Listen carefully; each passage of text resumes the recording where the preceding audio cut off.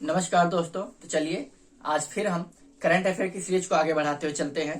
तो जैसे कि करंट अफेयर जो कि मेरा मानना है, करंट अफेयर का हम स्टैटिक और विद करंट अफेयर के साथ चल रहे हैं। तो आप कमेंट के माध्यम से बता नहीं रहे कैसा रहा लेक्चर, तो मैं समझ रहा हूँ कि बहुत अच्छा रहा है। ठीक है, तो चलिए देखते हैं आगे।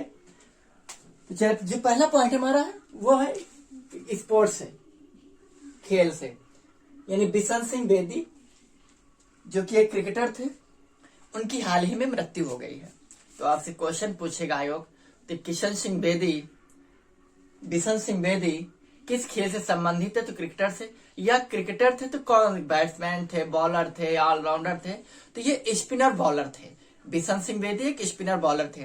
अब बात क्रिकेट की चल रही है तो आपको 2-3 पॉइंट बता दें कि इस समय 2023 का क्रिकेट का वर्ल्ड कप चल रहा है और क्रिकेट का वर्ल्ड कप इस बार भारत इसका आयोजन कर रहा है। ठीक है, इस बार ये पूरा वर्ल्ड कप कहाँ हो रहा है? भारत में हो रहा है। जैसा कि इसकी शुरुआत 5 अक्टूबर से हुई है वर्ल्ड कप 2023 की, और इस बार वर्ल्ड कप के जो ब्रांड एम्बेसडर हैं वो हैं शाहरुख खान।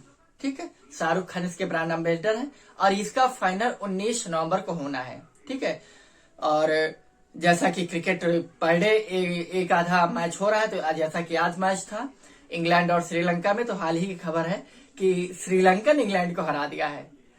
ठीक है, काफी अच्छा रहा है मैच। और फिर उसके बाद, और इस बार वर्ल्ड कप में अब तक वर्ल्ड कप में सर्वाधिक सेंचुरी लगाने वाले बैट्समैन रोहित शर्मा हो चुके हैं, अर्थात हिटमैन शर्मा जी का बेटा। ठीक है, तो ये रही कुछ बातें क्रिकेट से संबंधित ओरली। फिर उसके बाद अगला है जातीय जनगणना। जातीय जनगणना जो कि आप देख रहे थे काफी सुर्खियों में रहा है पिछले 1 साल से। बिहार इस पे काम कर रहा था और बिहार पहला राज्य है जिसने जातीय जनगणना के आधार पर अपनी जनगणना कंप्लीट कर ली है। तो इस प्रकार से जब बात जनगणना की आ गई है तो यहाँ पर आपको पता होना चाहिए कि जनगणना की शुरुआत कब से हुई है।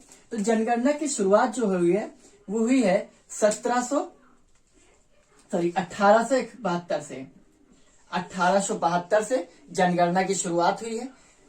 इस समय गवर्नर जनरल जो था वो मेयो थे, लॉर्ड मेयो। ठीक है, और एक चीज और जान लिया, 1872 में लॉर्ड मेयो की मृत्यु हो गई थी अंडमान निकोबार में। अंडमान निकोबार घूमने फिरने गए रहे होंगे किसी काम से, और यहाँ घूम रहे थे, वहां पर एक अफगानी ने इनकी हत्या कर दी 1872 में। लेकिन जनगणना से संबंधित एक पॉइंट और जान ले कि जनगणना नियमित रूप से प्रति 10 वर्ष में, जनगणना कितने वर्ष में होती है ये पॉइंट कई बार पूछा जा चुका है। तो प्रति 10 वर्ष यानी हर 10 वर्ष में जनगणना होती है। लेकिन अब आपके दिमाग में होगा कि 2011 में अगर जनगणना लास्ट हुई है तो 2021 में क्यों नहीं हुई? तो ये गवर्नमेंट का काम है, हमारा नहीं है। इस बार नहीं हुई है, इसके पीछे वो अपना लॉजिक दे सकते हैं। ठीक है, 1872 के बाद 1881 में नियमित जनगणना यानी प्रति 10 वर्ष में जनगणना की शुरुआत है। इस समय गवर्नर जनरल रिपन था। ठीक, लॉर्ड रिपन थे इस समय, और रिपन को ही काफी लोकप्रिय गवर्नर जनरल माना जाता है। भारत के सबसे क्रूर या सबसे खराब गवर्नर जनरल करजन को माना जाता है। करजन वही जिसने बंगाल विभाजन किया था। ठीक है, तो जातीय जनगणना प्लस जनगणना की बात आई तो आपको बता दो, हाल ही में ये एक आंकड़ा आया है जिसमें बताया गया कि भारत ने चीन को पछाड़ दिया है। कितने गर्व की बात है कि हमने चीन को पछाड़ दिया है जनसंख्या में, और हम दुनिया के सर्वाधिक जनसंख्या वाले देश बन चुके हैं, अग्रणी भूमिका निभा रहे हैं। क्षेत्रफल की दर से 7वां स्थान है। अभी तक हम जनगणना के आधार पर, जनसंख्या के आधार पर दूसरा पढ़ते थे, अब हम पहला पढ़ेंगे। ये है ये जो रिजल्ट है, जो परिणाम है, ये 2019-20 में जो लॉकडाउन में छुट्टियां हो गई उसी का सारा परिणाम है कि आज हम जनसंख्या के क्षेत्र में प्रथम स्थान पर हैं। ठीक है, बाकी अगर साक्षरता दर देखी जाए देश की, तो देश की जो साक्षरता दर है, साक्षरता दर में अग्रणी राज्य केरल है और अंतिम सबसे लास्ट बिहार है। तो जो देश की साक्षरता है वो 74.04% है। साक्षरता अर्थात लिटरेसी, साक्षरता 74.04%। प्रथम राज्य केरला। ठीक है, और लास्ट बिहार। क्लियर? तो केरला की साक्षरता दर है, केरला की साक्षरता दर है 94%। कितनी परसेंट? 94%। वहीं पर बिहार की साक्षरता दर है 61.8%। 61.8%। इस प्रकार बिहार सबसे अंतिम राज्य है और केरल प्रथम राज्य, लेकिन सर्वाधिक जनसंख्या वाला राज्य हम है, अर्थात यूपी प्रथम स्थान है जनसंख्या के क्षेत्र में। और लेकिन अंतिम सिक्किम है, सिक्किम जनसंख्या के लिहाज से अंतिम राज्य है, लेकिन यूपी प्रथम है जनसंख्या के क्षेत्र में। ठीक है, यहीं पर अगर रेशियो की बात, सेक्स रेशियो की हम बात कर लें, अर्थात कि लिंगानुपात की, 6 रेशियो जिसको बोलते हैं लिंगानुपात, इसमें अग्रणी राज्य जो पढ़ा लिखा होगा, यानी हमारे दो की प्रथा केरल अर्थात केरला इसमें भी प्रथम है। और इनके यहाँ जो सेक्स रेशियो है 1084 है। सेक्स रेशियो मतलब 1000 पुरुषों पर महिलाओं की कितनी संख्या होती है, सेक्स रेशियो कहलाता है। और 1000 से ऊपर या 1000 तक जिस भी राज्य की जनसंख्या होती है अच्छे राज्य गिने जाते हैं। और यहीं पर सबसे कम साक्षरता दर हरियाणा की है, जहां से हमारे प्रधानमंत्री ने चलाया था बेटी बचाओ बेटी पढ़ाओ, लेकिन वो स्लिप टंग था, ऐसा बोलते हैं, तो बेटी बचाओ बेटी पढ़ाओ योजना चलाई थी हरियाणा से, इसीलिए वहां से चलाई गई थी। और वहां पर सेक्स रेशियो सबसे कम था हरियाणा में। क्लियर? 879 वहां का सेक्स रेशियो है, कहाँ का? आपके हरियाणा। ठीक है, आगे अगला पॉइंट हमारा पर्यावरण से संबंधित है कि दिल्ली में जैसा कि आप लोग देखते हैं कि जब भी धूल हो जाती है तो धूल ना उड़े, इसलिए हम मिट्टी पे पानी का छिड़काव करते हैं। तो इसलिए दिल्ली सरकार ने एक नया सिस्टम निकाला है कि पानी के घोल में, पानी में हम मैग्नीशियम क्लोराइड हेक्साहाइड्रेट फ्लैग का घोल करेंगे, जिसको बोलते हैं धूल दमनक, अर्थात इंग्लिश में बोलते हैं डस्ट सेप्रीजेंट, धूल दमनक। धूल दमनक क्वेश्चन बन सकता है, ये साइंस से रिलेटेड क्वेश्चन बनेगा, साइंस प्लस पर्यावरण का, ठीक है, एनवायरमेंट का। तो आपको पता होना चाहिए धूल दमनक में किसका इस्तेमाल करेंगे, तो मैग्नीशियम क्लोराइड हेक्साहाइड्रेट फ्लैग का इस्तेमाल करेंगे, जिसकी वजह से जैसे हम मिट्टी में अर्थात धूल में जब हम पानी डालते हैं तो अधिकतम 1 से 1.5 घंटे तक मिट्टी बैठी रहती है, गाड़ियां वाड़ियां चल रही है तो, वरना फिर उसके बाद फिर धूल उड़ने लगती है। तो मैग्नीशियम क्लोराइड हेक्साहाइड्रेट जब मिक्स करके डाला जाएगा 7 से 8 घंटे तक मिट्टी धूल में परिवर्तित नहीं करता, धूल बन के नहीं उड़ेगी। क्लियर? आगे बात समझने, तो धूल दमनक का काम क्या है? छिड़काव है एक प्रकार का धूल पर मिट्टी में। G20 अर्थात समस्या ये है कि G20 2023 में इसका आयोजक भारत रहा है। भारत ने इसका आयोजन किया इस बार 2023 और काफी अच्छी तरीके से संपन्न हो गया। बहुत मजा आया कि ऐसे सम्मेलन G20 जैसे बड़े बड़े सम्मेलन जो भी देश करता है उसका वैश्विक स्तर पर काफी स्तर ऊंचा हो जाता है, तो भारत का भी अपना स्तर काफी ऊंचा हुआ है। ठीक है, तो G20 में एक्चुअली में G20 क्यों बोलते हैं? G20 इसलिए बोलते हैं क्योंकि G20 का एक्चुअली में इसमें 19 देश और एक यूरोपियन संघ शामिल था। 19 प्लस एक संघ अर्थात 20, टोटल 20 सदस्य होने की वजह से इसको G20 बोला जाता है। G20 की स्थापना जो है स्पेशली 1999 में हुई थी। कब हुई थी? 1999 में हुई थी। लेकिन जब G20 की स्थापना 1999 में हुई थी तो उस दौरान इसमें केवल जो भी देश थे उन देशों की बैंक के गवर्नर प्लस वित्त मंत्री वगैरह शामिल होते थे। लेकिन 2008 से G20 में राष्ट्रीय अध्यक्ष शामिल होने लगे। तो G20 2023 में इसका आयोजन भारत ने किया है। और क्वेश्चन यह है कि G20 में पेड़ जो आए थे वो लुटियंस पार्क में लगाए गए हैं। लुटियंस पार्क जो कि कर्तव्य पथ के बगल में, कर्तव्य पथ किसे बोलते हैं? राष्ट्रपति भवन से लेकर इंडिया गेट तक के बीच के मार्ग को हम कर्तव्य पथ बोलते हैं, जिसको राष्ट्रपति या राजमार्ग बोलते थे। ठीक है, उस राजमार्ग का नाम बदलकर कर्तव्य पथ हो गया है। उस कर्तव्य पथ के बगल में ये पार्क है लुटियंस पार्क, और लुटियंस पार्क में के ही जस्ट पार्क में ही एक एरिया है नेहरू पार्क। उस नेहरू पार्क में ये 17 देशों से आए हुए पेड़ लगाए गए हैं। अब आपका क्वेश्चन है, क्रॉस क्वेश्चन, आप क्यों लगाए गए हैं जब G20 के से संबंधित है? तो अब इसलिए लगाए गए क्योंकि G20 काफी बिजी शेड्यूल रहा होने के कारण ये टाइम नहीं मिल पाया कि जो भी राष्ट्राध्यक्ष आए थे वो प्लांट अर्थात पेड़ लगा सके, इसलिए भी बाद में लगाए गए हैं। तो इस बार जो G20 का सम्मेलन हुआ है, इसके शेरपा जो है भारत के, वो अमिताभ कांत रहे हैं। कौन रहे हैं, मैं यहाँ पर लिख रहा हूं, अमिताभ कांत। अमिताभ कांत इसके शेरपा हैं। और इसका एक क्वेश्चन और है कि ये नीति आयोग के पहले CEO रहे अमिताभ कांत, ठीक है। और G20 17 देशों से आए हुए पेड़ थे। अब G20 की बात चल ही रही थी, इसकी 2-3 पॉइंट्स और जान ले कि 2022 का G20 सम्मेलन इंडोनेशिया में हुआ था, ठीक है। इंडोनेशिया की राजधानी जकार्ता। लेकिन अब इंडोनेशिया ने अपनी राजधानी चेंज कर ली है। क्यों? क्योंकि प्रशांत महासागर का जल स्तर काफी बढ़ रहा है, जिसकी वजह से वो डूबने के कगार पर आ चुका है, जकार्ता वाला जो द्वीप है। तो इसलिए उन्होंने अपनी राजधानी बदली। राजधानी क्या की, आप कमेंट के माध्यम से बताएंगे इंडोनेशिया की नई राजधानी। लेकिन 2024 का जो G20 सम्मेलन होने वाला होगा ब्राजील में। कहा होगा? ब्राजील में। ब्राजील की राजधानी क्या है, आप बताइएगा, ठीक है। प्लस G20 के बारे में और 2-3 पॉइंट अगर हम देखें तो इसमें G20 2023 में एक और समूह शामिल हुआ, अफ्रीकन समूह, अफ्रीकन यूनियन इसमें शामिल हुआ है 2023 में। भारत में जो आयोजन हुआ है, ठीक है। तो अफ्रीकन यूनियन अर्थात इस समय आप G20 प्लस हो चुका है। क्या हो चुका है? G20 प्लस अर्थात 19 देश, एक यूरोपियन संघ, एक अफ्रीकी संघ, अफ्रीकन संघ, ठीक। इस अफ्रीकन संघ में या अफ्रीकन यूनियन, इसमें अफ्रीका जो महाद्वीप है उसके जो टोटल 54 देश है, 54 जो देश है, उन 54 देशों का एक समूह है जिसको अफ्रीकन संघ या अफ्रीकन यूनियन बोलते हैं। आगे बात समझ में। तो G20 प्लस हो चुका है।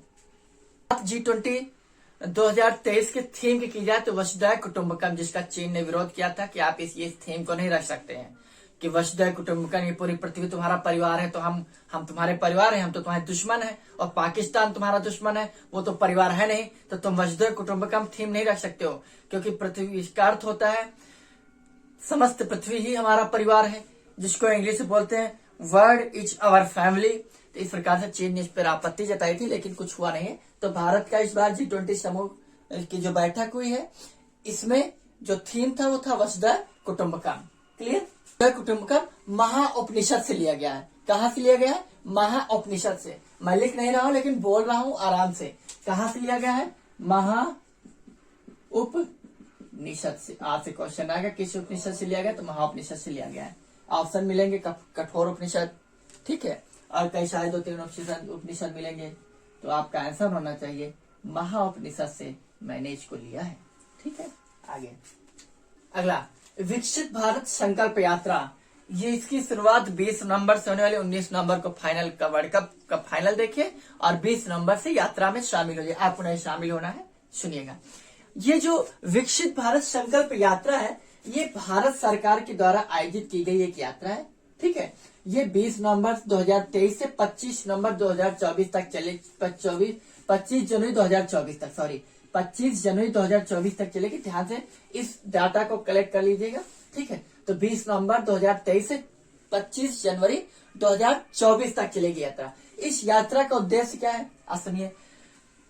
भारत सरकार अर्थात बीजेपी, अर्थात जिसको NDA बोलते हैं, इन्होंने 9 वर्ष में कौन कौन से काम किए, कौन कौन सी अपनी पॉलिसी चलाई है, कौन कौन से इन्होंने देश में विकसित करने के लिए कौन कौन से इन्होंने आयाम जो तय किए थे वो कितने पूरे हुए कि नहीं पूरे, जो भी लक्ष्य इन्होंने निर्धारित किया तो लक्ष्य के आधार पर इन्होंने कौन कौन से लक्ष्य हासिल कर लिए। इन सब बातों को जनता के बीच में जाकर बताना है। और ये बताएगा कौन? सेक्रेटरी लेवल के जितने भी ऑफिसर हैं, अर्थात ऑफिसर लेवल के जितने भी कर्मचारी हैं, वे सभी इस यात्रा पर निकलेंगे, विकसित भारत संकल्प यात्रा में। और इसमें ये सरकार के द्वारा पिछले 9 वर्ष में जो भी उपलब्धि हासिल की गई है, जो भी काम किए गए हैं, जो भी इनकी पॉलिसीज जो इन्होंने बनाई थी, उसके आधार पर जो भी काम किए, उनके आधार पर देश का जो भी विकास हुआ है, उन सब के बारे में जनता को बताएंगे, जनता को जागरूक करेंगे, ताकि 2024 में फिर से जनता फंसे और NDA को वोट करे, ठीक है। और इसका काफी विपक्ष ने विरोध किया है, लेकिन चलिए, ये भी एक प्रचार का एक तरीका होता है अपना प्रचार करने का। तो आपका ये सब बातों से कोई मतलब नहीं। आपको विकसित भारत संकल्प यात्रा किसकी है, तो भारत सरकार का ये यात्रा है। 20 नवंबर 2023 से 25 जनवरी 2024 तक चलेगी। अगला एनसीआरबी अभी हाल ही में सुर्खियों में रहा, इसलिए आप जान लें इसके बारे में। एनसीआरबी क्या है? एक्चुअली में एनसीआरबी का फुल फॉर्म है national crime record bureau. National crime record bureau. इसकी स्थापना 1986 में हुई थी। अब एक पॉइंट और बताइएगा, 1986 में और किस चीज की स्थापना है? पर्यावरण से संबंधित है, ठीक है, पर्यावरण संरक्षण से संबंधित है। तो पर्यावरण संरक्षण के तहत 1986 में किसकी स्थापना हुई थी, ठीक है। तो एनसीआरबी का full form national crime record bureau 1986 में। इसका जो मुख्यालय है वो नई दिल्ली में और मिनिस्ट्री ऑफ होम अफेयर्स के अंतर्गत ये काम करता है, अर्थात गृह मंत्रालय के अंतर्गत एनसीआरबी काम करता है। अगला और एक क्यूआर होता है, क्यूआर आप लोग अक्सर जानते हैं, क्यूआर कोड जिसको बोलते हैं। इसका फुल फॉर्म क्या होता है जरा बताइएगा कमेंट के माध्यम से, मुझे जानना है। हम लेक्चर में भी हम भी खोजबीन करके रखेंगे और आपको बता देंगे। अगर आप नहीं बताओगे कमेंट के माध्यम से तो क्यूआर का फुल फॉर्म क्या होता है आप जरा बताइएगा। अगला एफएसएसएआई काफी सुर्खियों में रहा है।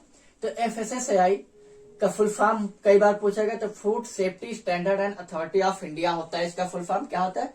Food safety standard and authority of India. इसका गठन 2008 में हुआ था। इनका काम क्या है? खाने पीने से संबंधित जो भी चीजें होती है उनका परीक्षण करते हैं, एफएसएसएआई इसको बोलते हैं। और खाने पीने वाली चीजें जो मार्केट में आती है उसमें आप देखिए जी एफएसएसएआई द्वारा प्रमाणित होती है, उसमें मोहर लगी होती है एफएसएसएआई LIC नंबर, अर्थात एफएसएसएआई लाइसेंस नंबर जारी करता है। जो भी खाने पीने वाली चीजें होती है उनपे, तो वे कंपनियां उस नंबर से, अर्थात उनका लाइसेंस नंबर होता है जिसकी वजह से वो स्वतंत्रता पूर्वक भारत के बाजारों में, मार्केट में अपना व्यापार कर लेती हैं, ठीक है। तो एफएसएसएआई फूड प्रोसेसिंग से रिलेटेड है और इसकी स्थापना 2008 में, लेकिन 2008 में हुई थी। किस अधिनियम के तहत? तो अधिनियम था खाद्य सुरक्षा एवं मानक अधिनियम। खाद्य सुरक्षा एवं मानक अधिनियम क्या है? खाद्य सुरक्षा एवं मानक अधिनियम 2006 के तहत इसका गठन किया गया। ये प्रस्ताव आया खाद्य सुरक्षा एवं मानक अधिनियम 2006 के तहत, लेकिन इसकी स्थापना गठित कब हुई? 2008 में। क्लियर? दोनों पॉइंट लिख लेना। अगला, हाँ, श्रीलंका जो हमारा जलीय सीमा साझा करने सबसे निकटतम पड़ोसी देश है श्रीलंका, जिसकी राजधानी श्री जयवर्धनेपुरम है। तो श्रीलंका ने कहा है कि हम भारत को और 2-3 और देश हैं उनको ये वीजा फ्री में देंगे। क्यों? क्योंकि वीजा फ्री में देंगे किसके लिए? टूरिस्टर्स के लिए, ताकि लोग टूरिस्ट जाएंगे तो टूरिस्ट जो है किसी भी देश की आर्थिक व्यवस्था को बनाने और बिगाड़ने का पूरा रोल प्ले करता है, ठीक है। तो और श्रीलंका जैसे देश जो जल में पूरी तरह से घिरे हुए हैं, इनके टूरिस्ट का बहुत अच्छा माहौल है, ठीक है। तो टूरिस्ट अभी तक क्या होता था, अगर आपको श्रीलंका जाना एज ए टूरिस्ट के रूप में तो उसकी फीस थी कुछ, लेकिन अब इन्होंने कहा फ्री में वीजा दे रहे हैं। स्पेशली भारत और इंडोनेशिया वगैरह कुछ और देश है, लेकिन आपको भारत से रिलेटेड ये क्वेश्चन है, इसलिए भारत को स्पेशली आपको ध्यान में रखकर पढ़ना होगा। तो श्रीलंका ने फ्री वीजा देने की बात की भारत को, कब तक? लेकिन 23 मार्च 2024 तक, सॉरी 31 मार्च 2024 तक ये इनकी सेवा जारी रहेगी श्रीलंका की, कि आप एज ए टूरिस्ट श्रीलंका आए फ्री में और यहाँ घूमे फिरें। क्योंकि टूरिस्ट जो होता है, किसी भी देश में आप घूमने जाएंगे तो क्या सोच के जाएंगे? पैसा खर्च करने के उद्देश्य से जाएंगे। जिसके पास पैसा होगा वही टूरिस्ट पे जाएगा। तो टूरिस्ट जो होता है वो काम क्या करता है? पैसा खर्च करने जाता है। तो जैसे टूरिस्ट जो होगा, जैसे आप सोचिए आप कहीं पर जाएंगे तो आप पहली चीज क्या चाहेंगे? आप साफ सफाई चाहेंगे वहां पर, ठीक है। वहां पर अच्छा माहौल हो, शांत माहौल हो। क्यों? क्योंकि आप छुट्टियां बिताने जा रहे हैं, तो अपना जो समय, कीमती समय आप बिताने जा रहे हैं वहां पर, वो पैसा भी लगाएंगे, प्लस शांति भी चाहिए, साफ सुथरी जगह भी चाहिए। अगर आप देखिए हिंदुस्तान में भारत सफाई अभियान जैसे कई योजनाएं चलाई गई थी हमारे प्रधानमंत्री जी के द्वारा, उसका एक मूलभूत आधार यही है कि टूरिस्ट भारत आएंगे तो उनको साफ सफाई मिलेगी, उनको शांति मिलेगी, शुद्ध हवा मिलेगी, जिसकी वजह से टूरिस्ट ज्यादा आएंगे तो ज्यादा पैसा खर्च करेंगे तो हमारी इकोनॉमी अच्छी और ग्रोथ कर जाएगी। इसलिए कोई भी देश टूरिस्ट पर, पर्यटक पर कुछ ज्यादा ही फोकस करता है। क्लियर? तो भारत को फ्री में वीजा देगा श्रीलंका टूरिस्ट के लिए। अगला द लॉर्ड्स ऑफ वानखेड़े, ये एक पुस्तक है W.V. रमन और R. कौशिक की। The lords of Wankhede W.V. Raman and R. Kaushik की पुस्तक है। ठीक, इस पुस्तक के बारे में कुछ खास जानकारियां नहीं है, बाकी यही क्वेश्चन आएगा कि इनमें से पुस्तक किसकी, तो आपका आंसर हो जाना चाहिए W.V. Raman and Kaushik. Next, Israel and Hamas. फिर से आज ये पॉइंट हमने उठाया है क्योंकि ये शुरू में बात चला है। तो इजराइल और हमास की अगर हम बात करें, स्पेशली इजराइल की, तो ये हमने कुछ मैपिंग कर रखी है। ये इजराइल का नक्शा है। इजराइल के इधर दक्षिण पूर्व साइड मृत सागर है। इजराइल के उत्तर पश्चिम साइड में आएंगे तो भूमध्य सागर मिलेगा। गाजा पट्टी, ये जो रेड वाला एरिया है, ये है फिलिस्तीन के एरिया, और ये जो गाजा पट्टी है ये वाली, इसी में है हमास। तो गाजा पट्टी वाला जो फिलिस्तीन के एरिया है, इस पे रूलिंग कौन कर रहा है? हमास कर रहा है, अर्थात यहाँ पर नियंत्रण किसका है? हमास का है। इस वाले एरिया में इसको बोलते हैं वेस्ट बैंक। क्या बोलते हैं? West Bank. ठीक है, यहाँ पर फिलिस्तीन का अधिकार है, तो यहाँ पर फिलिस्तीनी ऑर्गेनाइजेशन का रूल चलता है। यह है अकाबा खाड़ी। अकाबा खाड़ी का बहुत प्रमुख रोल है अकाबा खाड़ी। क्यों? क्योंकि इजराइल यहाँ से आप देखेंगे तो ये एरिया ये इजिप्ट से साझा कर रहा है। इजिप्ट मतलब मिस्र से। ठीक है, मिस्र से साझा होने के कारण इजराइल ये अकाबा की खाड़ी ये आपके जाकर मिलेगी। ठीक है, तो इजराइल के दक्षिण में से ये खाड़ी है। इस तरफ से अगर आप इजराइल, फिलिस्तीन या गाजा पट्टी जाना चाहें तो गाजा पट्टी जाने के एक ही मार्ग है, या तो आप मिस्र होकर जाएं या इजराइल होकर गाजा पट्टी जा सकते हैं। अगर आपको गाजा पट्टी की सहायता करनी है तो आपको अकाबा खाड़ी से होकर इजराइल जाना पड़ेगा। इजराइल से आप गाजा पट्टी जा सकते हैं। तो भारत ने भी कुछ सहायता सामग्री भेजी है, ठीक है, फिलिस्तीन, इजराइल वगैरह के लिए, तो वो मिस्र होकर गया है। तो ये है मैपिंग, थोड़ा आप ध्यान दे लीजिए। और यहीं पर अगर बात की जाए इजराइल की, किसकी बात करूं? इजराइल की। तो जैसा कि मैंने आपको हमास का फुल फॉर्म बताया था, तो अब एक बार फिर बता देता हूं कि हमास का फुल फॉर्म होता है हरकत अल मुकावामा अल इस्लामिया। ठीक है, और हमास की स्थापना 1987 में हुई थी। इजराइल की स्थापना अर्थात इजराइल जो देश बना था 1948 में बना। कब बना? 48 में। इजराइल की राजधानी क्या है? जेरूशलम। ठीक है, यह इजराइल की राजधानी जेरूशलम। प्लस हमास ने जब इजराइल पर आक्रमण किया था तो उस ऑपरेशन का नाम दिया था अल अक्सा। और ये अल अक्सा एक मस्जिद है इजराइल के, जो कि जेरूशलम में स्थित है। कहाँ स्थित है? जेरूशलम में। प्लस और 2-3 चीजें आप जान लें कि यहाँ के प्रमुख 2-3 शहरों के बारे में जान लें जहां से क्वेश्चन बनने की उम्मीद या चांसेस कुछ ज्यादा ही हैं। कि अगर यहाँ से जो क्वेश्चन बनेंगे उनमें से तेल अवीव इनका एक प्रमुख शहर है। तो तेल अवीव की तुलना आप भारत में जैसे मुंबई से कर सकते हैं। जैसे मुंबई को इकोनॉमिक कैपिटल अर्थात आर्थिक राजधानी हिंदुस्तान की बोलते हैं, वैसे आप तेल अवीव को इजराइल की आर्थिक राजधानी बोल सकते हैं। ठीक, और एक इनके यहाँ प्रमुख शहर है, उसका नाम है पोर्ट। क्या है? Haifa port. हाइफा पोर्ट एक शहर भी है और एक पोर्ट भी, बंदरगाह है। हाइफा पोर्ट इसलिए प्रमुख है क्योंकि इसका डेवलपमेंट अर्थात इसका जो विकास है, इसका काम, इस पर जो काम चल रहा है वो काम कर रहा है हिंदुस्तान का अडानी ग्रुप। कौन कर रहा है? अडानी ग्रुप, वही अडानी जिनके बारे में आप जानते हैं। ठीक है, तो अडानी ग्रुप हाइफा पोर्ट पर काम चल रहा है। इस हाइफा के नाम से आप जान लीजिए, हाइफा एक युद्ध भी था। कब हुआ था? तो हाइफा युद्ध 1918 में हुआ था। कब हुआ था? 1918 में हुआ था। ब्रिटिश वर्सेस ऑटोमन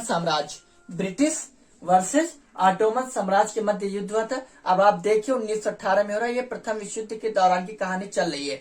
प्रथम विश्व युद्ध 1914 से 1918 तक होता है। क्लियर? और इसी पे जो हाइफा युद्ध हो रहा है ये एक्चुअली में 1918 में, ये प्रमुख ये चर्चा में क्यों अब आ गया? क्योंकि हाइफा पोर्ट आया, तो हाइफा पोर्ट के जैसे हाइफा युद्ध आ गया। अब ये हाइफा पोर्ट यानी इजराइल में ही था, उस समय फिलिस्तीन था।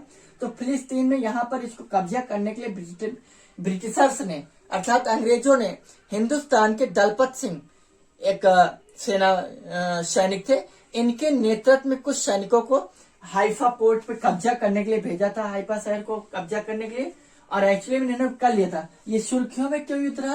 क्योंकि ये जो दलपत सिंह थे, दलपत सिंह साहब जब युद्ध करने गए थे तो इनके लगे वही परंपरागत तरीके से पुरानी बंदूकें थी, जबकि यहाँ पर जो ऑटोमन साम्राज्य था, इनके पास जो बंदूकें थी वो मॉडर्न तकनीकी से, उस दौरान की जो मॉडर्न तकनीकी की बंदूकें थी वे थी। इनके पास परंपरागत घिसी पट्टी बंदूकें होने के बावजूद भी दलपत सिंह जी ने इस युद्ध को जीत लिया था और इस पर कब्जा कर लिया था। आगे बात समझ में? तो दलपत सिंह से भी ये सुर्खियों में आ गए। दलपत सिंह से भी क्वेश्चन बन सकता है, दलपत सिंह। अब क्वेश्चन ये बन सकता है कि दलपत सिंह किस राजघराने से? तो जोधपुर राजघराने से इनका संबंध है था। जोधपुर राजघराने से इनका संबंध है दलपत सिंह का। अब बात इजराइल की चल रही, तो इजराइल के पड़ोसी देशों की बात पूछेगा, क्योंकि ये तो आयोग का एक ट्रेंड है कि जो भी देश सुर्खियों में रहे हैं उनके पड़ोसी देशों की उनके बॉर्डर कौन कौन से देशों से सीमा साझा करते हैं, स्थलीय सीमा, जलीय सीमा। जलीय सीमा तो मैंने बता दिया आपको कि एक तरफ मृत सागर है, एक तरफ भूमध्य सागर है, लेकिन इसकी स्थलीय सीमा 4 राज्यों से साझा करते हैं, इसका बॉर्डर 4 देशों से। इसकी एक मैंने ट्रिक बनाई है, ट्रिक है सेजल। क्या है? सेजल। ये 4 देश सेजल, से सीरिया, ई से इजिप्ट, इजिप्ट अर्थात जिसको मिस्र बोलते हैं, जे से जॉर्डन, ठीक है, एल से लेबनान। ये 4 देशों से इजराइल अपनी सीमा साझा करता है। सीरिया, इजिप्ट अर्थात मिस्र, और लेबनान और जॉर्डन, इन 4 देशों से अपनी सीमा साझा करता है इजराइल। क्लियर? आगे सीमा साझा करता है जॉर्डन, फिलिस्तीन और इजराइल। जॉर्डन, मृत सागर, यहां लिख रहा हूं, मृत सागर से 3 देश सीमा साझा करते हैं, इजराइल, ठीक है, फिलिस्तीन और एक है जॉर्डन। ठीक, ये 3 देश मृत सागर से सीमा साझा करते हैं। इजराइल की राजधानी मैंने बता दिया आपको, जेरूसलम। इजराइल के राष्ट्रपति बेंजामिन नेतन्याहू। फिलिस्तीन, बात अगर फिलिस्तीन के राष्ट्रपति की जाए तो फिलिस्तीन के राष्ट्रपति हैं महमूद अब्बास। कौन है? महमूद अब्बास फिलिस्तीन के राष्ट्रपति हैं, महमूद अब्बास साहब। अब अगर मिस्र आ गया तो मिस्र के बारे में देख लें। मिस्र, जिसको इंग्लिश में जॉर्डन बोलते हैं, और मिस्र के ही राष्ट्रपति थे इस बार 2014 में गणतंत्र दिवस के मुख्य अतिथि थे अब्देल फतेह अल सीसी। कौन है? अब्देल फतेह अल सीसी। और मिस्र में ही दुनिया की और अफ्रीका की सबसे लंबी नदी नील नदी, जो कि मिस्र से होते हुए भूमध्य सागर में अपना जल छोड़ती है। और नील नदी जो कि दुनिया की सबसे लंबी नदी है, इसके तट पर सबसे बड़ा शहर मिस्र की राजधानी काहिरा स्थित है, काहिरा। ठीक है, और यहाँ पर एक प्रमुख शहर है रफा। रफा सीमा से होते हुए भारत ने जो सहायता सामग्री इजराइल में भेजी है वो रफा सीमा होते हुए भेजी। मिस्र में किसान को क्या बोलते हैं? तो मिस्र में किसान को फलाह बोलते हैं, फलाह किसान को बोलते हैं मिस्र में। ठीक है, यहीं पर एक प्रमुख नहर है सुएज नहर। सुएज नहर जो है भूमध्य सागर को लाल सागर से जोड़ती है। किसको? भूमध्य सागर को लाल सागर से जोड़ देती है सुएज नहर। सुएज नहर के बन जाने की वजह से एशिया और यूरोप अर्थात भारत और यूरोप के मध्य लगभग 7000 किलोमीटर की दूरी कम पड़ी है। कितने? 7000 किलोमीटर। ये क्वेश्चन कई बार पूछा जा चुका है, आपको पता होना चाहिए कि सुएज नहर बन जाने के कारण भारत और यूरोप के मध्य लगभग 7000 किलोमीटर की दूरी में कमी आई है। तो आज के लिए इतना ही। आप सभी का बहुत बहुत धन्यवाद। Thank you. जय हिंद, जय भारत।